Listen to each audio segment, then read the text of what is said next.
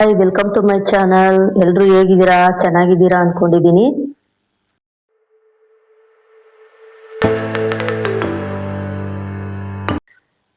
ನಾನು ಇವತ್ತು capsicum curry ಮಾಡೋದು ಹೇಗೆ ಅಂತ ನಾನು ತಿಳಿಸ್ಕೊಡ್ತೀನಿ. ಈ ವಿಡಿಯೋನ ಪೂರ್ತಿಯಾಗಿ ನೋಡಿ. ಒಂದು ಬಾಣಲೆಯನ್ನು ಇಟ್ಕೊಂಡು ಅದಕ್ಕೆ ಸ್ವಲ್ಪ ಕಡಲೆ ಬೀಜ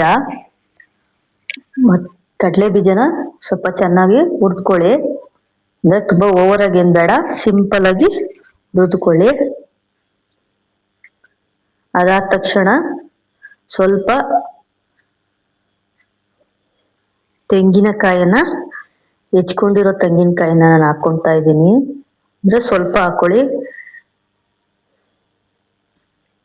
ಅದನ್ನು ಸಹ ಬಿಸಿ ಮಾಡಿಕೊಂಡು ಸ್ವಲ್ಪ ಕಂದು ಬಣ್ಣ ಬರತಕ್ಕ ಹುರಿದ್ಕೊಳ್ಳಿ. ಸ್ವಲ್ಪ ಬೆಳ್ಳುಳ್ಳಿನೂ ಆ್ಯಡ್ ಮಾಡ್ಕೊತಾ ಇದ್ದೀನಿ. ಅದನ್ನು ಸಹ ಸ್ವಲ್ಪ ತಗೊಳ್ಳಿ. ನೆಕ್ಸ್ಟು ಸ್ವಲ್ಪ ಒಣಮೆಣಸಿನ್ಕಾಯಿ, ನಾನಿಲ್ಲಿ ಒಂದು 4-5 ತಗೊಂಡಿದ್ದೀನಿ. ನೀವು ಎಷ್ಟು ಬೇಕು ಅಷ್ಟು ನೀವು ಹಾಕೋಬೋದು. ಅದನ್ನ ಚೆನ್ನಾಗಿ ಫ್ರೈ ಮಾಡ್ಕೊಳ್ಳಿ.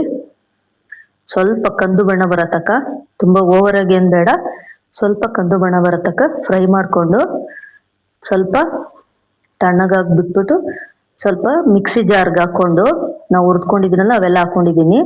ಅದಾದಮೇಲೆ ಮೀಡಿಯಮ್ ಸೈಜ್ 2 ಟೊಮೊಟೊ ಹಾಕ್ಕೊಂಡಿದ್ದೀನಿ. ಹಾಕ್ಕೊಂಡು ನೀರು ಏನು ಸೇರ್ಸಕ್ಕೆ ಹೋಗಬೇಡಿ, ಹಾಗೇನೆ ರುಬ್ಕೋಬೇಕು. ತುಂಬ ಇದಾಗಿ ರುಬ್ಕೋಬಾರ್ದು, ತರ್ತರಿಯಾಗಿರಬೇಕು. ತುಂಬ ಸಣ್ಣ ಮಾಡ್ಕೋಬಾರ್ದು, ತರ್ತರಿಯಾಗಿ ರುಬ್ಕೊಳ್ಬೇಕು.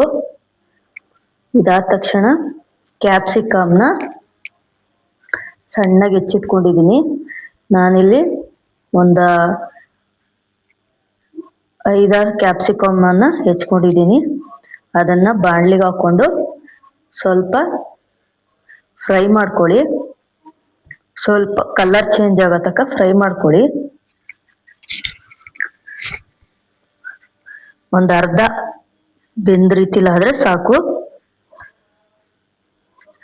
ಫ್ರೈ ಮಾಡಿಕೊಂಡು ಸೈಡಿಗೆ ಎತ್ತಿಟ್ಕೊಳ್ಳಿ. ನೆಕ್ಸ್ಟು ಒಂದು ಪ್ಯಾನ್ ಇಟ್ಕೊಂಡು ಅದಕ್ಕೆ ಎಣ್ಣೆ ನಿಮಗೆ ಸ್ವಲ್ಪ ಇದಕ್ಕೆ ಎಣ್ಣೆ ಜಾಸ್ತಿನೇ ಬೇಕು. ಅಂದರೆ ನೀವು ಎಷ್ಟು ಹಾಕ್ಕೊಂತೀರ ಅಷ್ಟು ಹಾಕ್ಕೊಳ್ಳಿ. ಅಂದರೆ ಎಣ್ಣೆ ಸ್ವಲ್ಪ ಜಾಸ್ತಿ ಇದ್ದಷ್ಟು ಚೆನ್ನಾಗಿರುತ್ತೆ. ಇದಕ್ಕೆ ಪ್ಯಾನ್ಗೆ ಎಣ್ಣೆ ಹಾಕ್ಕೊಂಡು ಸ್ವಲ್ಪ ಜೀರಿಗೆ ಸೇರಿಸ್ಕೊಳ್ಳಿ. 2 ಸ್ಪೂನ್ ಅಷ್ಟು ಜೀರಿಗೆ ಸೇರಿಸ್ಕೊಂಡು ಅದನ್ನು ಸ್ವಲ್ಪ ಫ್ರೈ ಮಾಡಿಕೊಂಡು ನೆಕ್ಸ್ಟು ಒಂದು ದಪ್ಪ ಸೈಜಿನ ಈರುಳ್ಳಿನ ಮೀಡಿಯಮ್ ಸೈಜ್ಗೆ ಕಟ್ ಮಾಡ್ಕೊಂಡಿದ್ದೀನಿ. ಚೆನ್ನಾಗಿ ಕಟ್ ಮಾಡಿಕೊಂಡು ಸ್ವಲ್ಪ ಕರಿಬೇವಿನ ಸೊಪ್ಪು ಹಾಕ್ಕೊಂಡಿದ್ದೀನಿ. ಅದನ್ನು ಚೆನ್ನಾಗಿ ಫ್ರೈ ಮಾಡ್ಕೊಳ್ಳಿ. ಸ್ವಲ್ಪ ಉರಿ ಜಾಸ್ತಿನೇ ಇಟ್ಕೊಳ್ಳಿ, ತುಂಬ ಕಡಿಮೆ ಉರಿಲಿ ಬೇಯಿಸ್ಬೇಡಿ. ಈರುಳ್ಳಿ ಚೆನ್ನಾಗಿ ಫ್ರೈ ಆಗಿ ಸ್ವಲ್ಪ ಉರಿ ಜಾಸ್ತಿ ಇಟ್ಕೊಂಡು ಫ್ರೈ ಮಾಡ್ಕೊಳ್ಳಿ. ಸ್ವಲ್ಪ ಕಂದು ಬಣ್ಣ ಬರೋ ತನಕ ಫ್ರೈ ಮಾಡಿಕೊಂಡು ಉರಿ ಜಾಸ್ತಿ ಇಟ್ಕೊಂಡು ಫ್ರೈ ಮಾಡ್ಕೊಳ್ಳಿ. ಆಮೇಲೆ ನಾವು ರುಬ್ಬಿದ ಮಿಶ್ರಣ ಇದೆಯಲ್ಲ ಅದನ್ನು ಹಾಕ್ಕೊತಾ ಇದ್ದೀವಿ.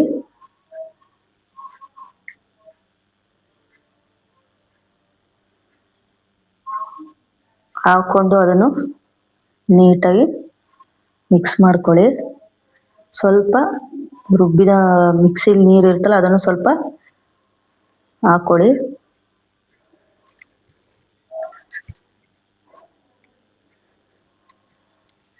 ಹಾಕ್ಕೊಂಡು ಚೆನ್ನಾಗಿ ಮಸಾಲೆನ ಹಸಿ ವಾಸನೆ ಹೋಗೋ ತನಕ ಚೆನ್ನಾಗಿ ಫ್ರೈ ಮಾಡಿಕೊಂಡು ಲಿಡ್ನ ಕ್ಲೋಸ್ ಮಾಡ್ಕೊಳ್ಳಿ. ಸ್ವಲ್ಪ ಕ್ಲೋಸ್ ಆದ ತಕ್ಷಣ ನೋಡಿ ಫ್ರೈ ಆಗಿ ಚೆನ್ನಾಗಿ ಎಣ್ಣೆ ಬಿಟ್ಕೊತಾ ಇದೆ. ಈ ಥರ ಫ್ರೈ ಮಾಡ್ಕೋಬೇಕು. ಫ್ರೈ ಆದ ತಕ್ಷಣ ನೋಡಿ ಎಷ್ಟು ಘಮ ಘಮ ಅಂತ ಐತೆ. ಆ ಥರ ಫ್ರೈ ಆಗಬೇಕು. ಅದ್ರ ಜೊತೆಗೆ ಡ್ರೈ ಮಸಾಲ ಸೇರಿಸ್ಕೊಳ್ಳೋಣ. ಸ್ವಲ್ಪ ಅಚ್ಚ ಖಾರದ ಪುಡಿ, ಆಮೇಲೆ ಧನಿಯಾ ಪುಡಿ, ಆಮೇಲೆ ಸ್ವಲ್ಪ ಅರಿಶಿನ ಹಾಕ್ಕೊಂಡು ಮಿಶ್ರಣ ಮಾಡ್ಕೊಳ್ಳಿ ಚೆನ್ನಾಗಿ.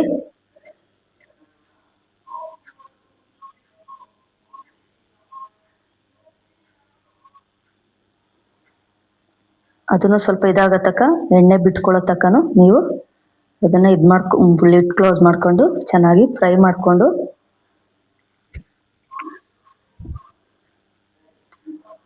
ಇಲ್ಲಾಂದರೆ ಒಂಥರ ಹಸಿ ವಾಸನೆ ಇದ್ದೇ ಇರುತ್ತೆ. ಚೆನ್ನಾಗಿ ನೀವು ಅದನ್ನು ಬೇಯಿಸ್ಕೋಬೇಕು.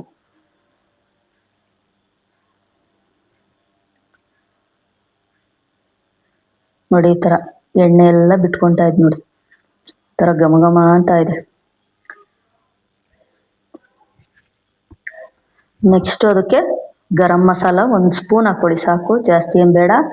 ಆಮೇಲೆ ಕಸ್ತೂರಿ ಮೆಂತೆ ಸ್ವಲ್ಪ ಹಾಕ್ಕೊಂಡು ಚೆನ್ನಾಗಿ ಫ್ರೈ ಮಾಡ್ಕೊಳ್ಳಿ. ಅದಾದ ತಕ್ಷಣ ಹುರಿದಿಟ್ಕೊಂಡಿದ್ವಲ್ಲ ಕ್ಯಾಪ್ಸಿಕಮು, ಅದನ್ನು ಸಹ ಆ್ಯಡ್ ಮಾಡಿಕೊಂಡು ಚೆನ್ನಾಗಿ ಮಿಕ್ಸ್ ಮಾಡ್ಕೊಳ್ಳಿ. ನಾನಿದಕ್ಕೆ ಉಪ್ಪು ಹಾಕಿರೋ ವಿಡಿಯೋ ಸ್ಕಿಪ್ ಆಗಿದೆ, ನೀವು ಉಪ್ಪನ್ನ ಆ್ಯಡ್ ಮಾಡ್ಕೊಳ್ಳಿ. ರುಚಿಗೆ ತಕ್ಕಷ್ಟು ಉಪ್ಪು ಹಾಕ್ಕೊಳ್ಳಿ.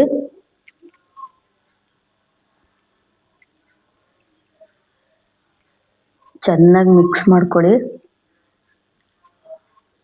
ನೀರನ್ನ ಜಾಸ್ತಿ ಆ್ಯಡೇ ಮಾಡಬೇಡಿ, ನೀರು ಆ್ಯಡ್ ಮಾಡಬಾರ್ದು. ನೀವು ಎಣ್ಣೆಲೆ ಚೆನ್ನಾಗಿ ಬೇಯಬೇಕು. ಇದು ಕಡಲೆ ಬೀಜ ಎಲ್ಲ ಹುರಿದಾಕಿರೋದ್ರಿಂದ ಸ್ವಲ್ಪ ತಳ ಒತ್ತುತ್ತೆ, ಅದು ನೋಡ್ಕೊಂಡು ಇದು ಮಾಡ್ಕೊಳ್ಳಿ. ನೋಡಿ ಎಣ್ಣೆ ಎಲ್ಲ ಬಿಟ್ಕೊತಾ ಇದೆ. ಚೆನ್ನಾಗಿ ಫ್ರೈ ಮಾಡಿಕೊಂಡು ಕೊನೆಯಲ್ಲಿ ಕೊತ್ತಂಬರಿ ಸೊಪ್ಪನ್ನ ಆ್ಯಡ್ ಮಾಡಿಕೊಂಡು ನೀಟಾಗಿ ಮಿಕ್ಸ್ ಮಾಡಿಕೊಂಡ್ರೆ ಕ್ಯಾಪ್ಸಿಕಮ್ ಕರಿ ರೆಡಿ. ನೀವು ಚಪಾತಿಗಾಗಲಿ ಏನಕ್ಕಾದ್ರೂ, ಚಪಾತಿ, ಪೂರಿ, ದೋಸೆ, ರೊಟ್ಟಿ ಯಾವುದಕ್ಕಾದ್ರೂ ಇದು ಮಾಡ್ಕೋಬೋದು.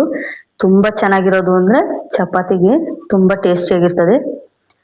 ಇದೇ ಥರ ನೀವು ಸಪೋರ್ಟ್ ಮಾಡಿ, ನಿಮಗೆ ಸಬ್ಸ್ಕ್ರೈಬ್ ಮಾಡ್ಕೊಳ್ಳಿ, ಬೆಲ್ ಐಕನ್ನ ಕ್ಲಿಕ್ ಮಾಡಿ. ನೆಕ್ಸ್ಟ್ ವಿಡಿಯೋದಲ್ಲಿ